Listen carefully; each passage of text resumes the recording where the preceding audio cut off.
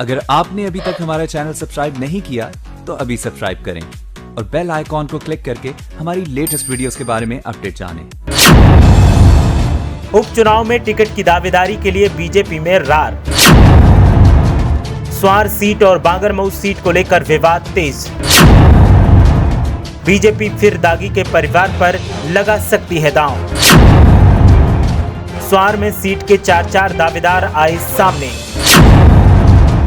गुटबाजी का आरोप लगाने वाली बीजेपी खुद गुटबाजी का शिकार। कल ही उपचुनाव को जीतने के लिए योगी आदित्यनाथ ने विपक्ष को गुटबाजी का शिकार बताया था और कहा था कि गुटबाजी और बिखराव का शिकार विपक्ष बीजेपी के लिए जीत का काम करेगा और बीजेपी की राह आसान करेगा।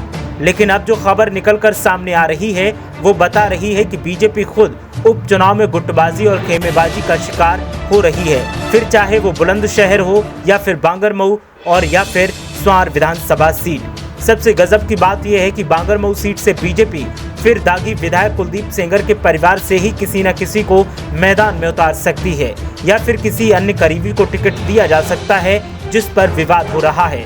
और स्वार में एक साथ 4 टिकट के दावेदार पैदा होने से बीजेपी की गुटबाजी और खेमेबाजी निकलकर सामने आ रही है।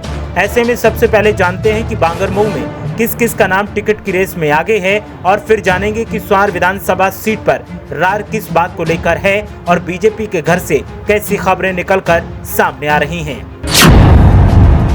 उन्नाव जिले की बांगरमऊ सीट फिर से चर्चा में है। बांगरमऊ में बीजेपी फिर से दागी विधायक के खानदान पर दांव लगा रही है। दागी कुलदीप सेंगर के परिवार से ही किसी को टिकट मिल सकता है।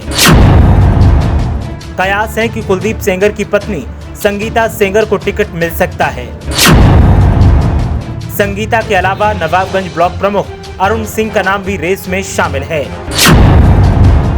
अरुण सिंह और संगीता सेंगर के अलावा ममता सिंह, शशि शेखर सिंह और ज्ञानेंद्र सिंह का नाम भी चल रहा है। जिन लोगों के नाम रेस में शामिल हैं उनको सांसद साक्षी महाराज का भी समर्थन मिल रहा है। वहीं बात की जाए रामपुर जिले की स्वार विधानसभा सीट की तो स्वार में भी बीजेपी गुटबाजी का शिकार हो रही है और टिकट के दावेदारों की लंबी कतार देखने को मिल रही है। स्वार सीट बीजेपी के लिए सबसे बड़ी चुनौती बनती जा रही है। एक तरफ सपा से मुकाबला है तो दूसरी तरफ टिकट के लिए सिर्फ फुटबॉल।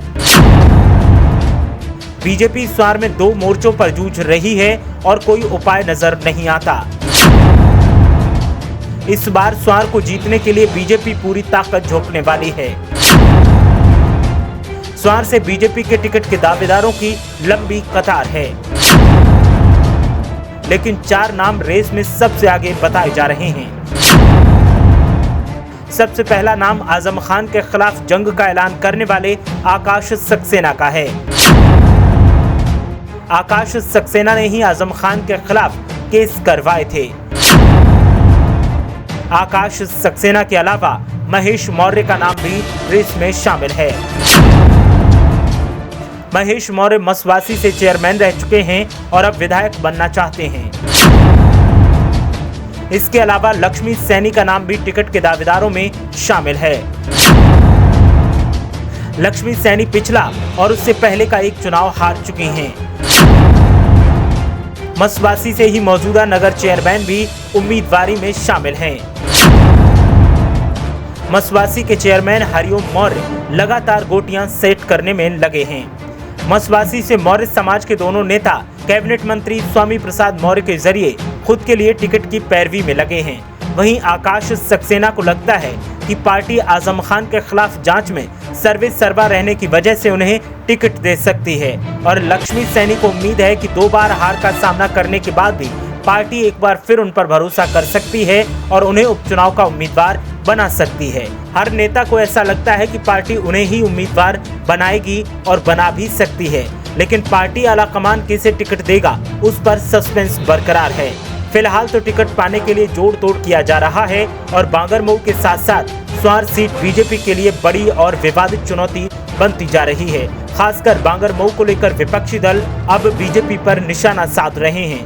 विपक्षी दलों का कहना है कि बीजेपी एक तरफ कहती है कि बेटियों के साथ दरिंदगी करने वालों को बख्शा नहीं जाएगा और दूसरी तरफ उन्हीं के परिवार या फिर करीबियों को टिकट देने की फिराक में है, जो कि बेहद शर्मनाक है और कथनी करनी में फर्क दिखाता है। देखना यह है कि बीजेपी फैसला क्या लेती है। ब्यूरो रिपोर्ट, मीडिया हलचल।